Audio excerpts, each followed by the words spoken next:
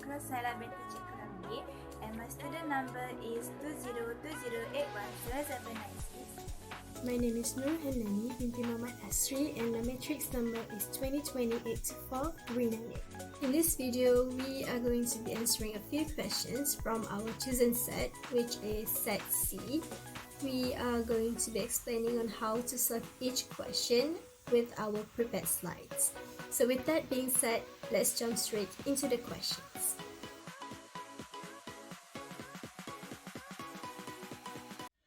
We are going to answer some statistics questions that cover on topic 2 and 3. Question number 1.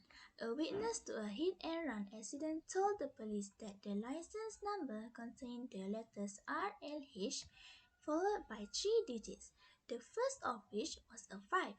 If the witness cannot recall the last 2 digits but is certain that all 3 digits are different, find the maximum number of automobile registration that the police may have to check.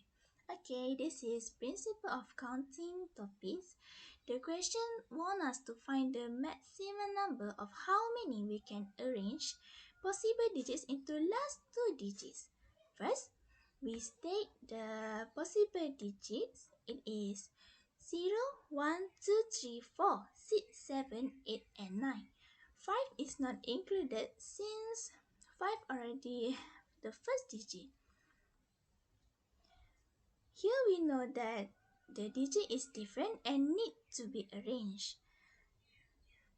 For 2 blank space here, right? So we use the theorem NPR to find the solution. Our n is 9.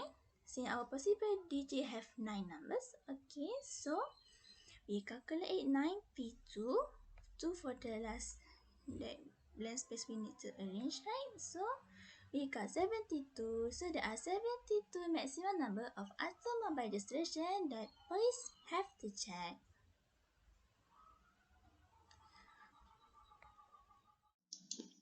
Next, for question number 2. In how many ways can 4 boys and 5 girls sit in a row if the boys and girls must alternative? So here's how the arrangement would look like based on the condition given. The position of each boy and girl can be changed still. Girls can be arranged in 5 ways, which can be written as 5 factorial, while boys can be arranged in 4 ways, which can be written as 4 factorial. To get the total ways, we would need to multiply the arrangements of both boys and girls. Then, there you have the answer, which is 2880. Okay, now for question number 3. A rare disease exists with which only 1 in 500 is affected. A test for the disease exists, but of course it is not infallible. A correct positive result patient actually has the disease occurs 95% of the time, while a false positive result patient does not have the disease occurs 1% of the time. If a randomly selected individual is tested and the result is positive, what is the probability that the individual has the disease? Okay, this is conditional probability questions. First, we must draw three diagrams.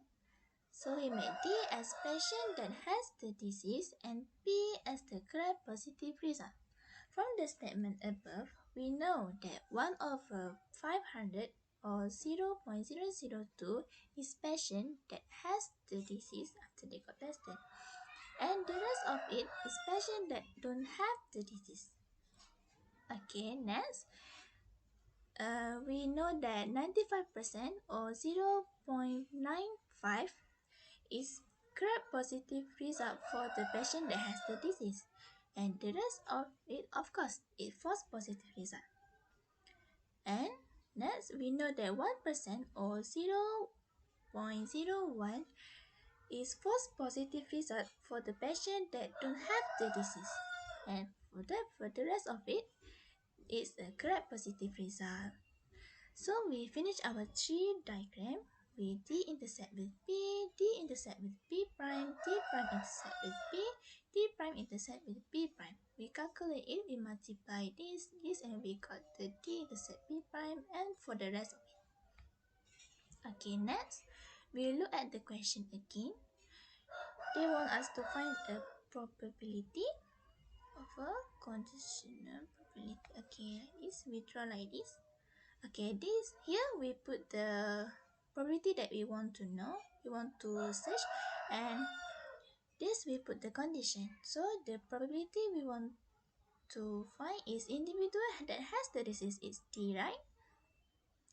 And our condition is result is positive. So this is we are gonna find. So this equal to t-intercept p over p. And here we already got t-intercept with p. And p here we must plus this with this because two of it have p as a correct positive result. So we calculate it and we got 0.001919. Moving on to question 4. Based on extensive testing, it is determined by the manufacturer of a washing machine that the time y in years before a major repair is required is characterized by the probability density function. So here's the function. Question A.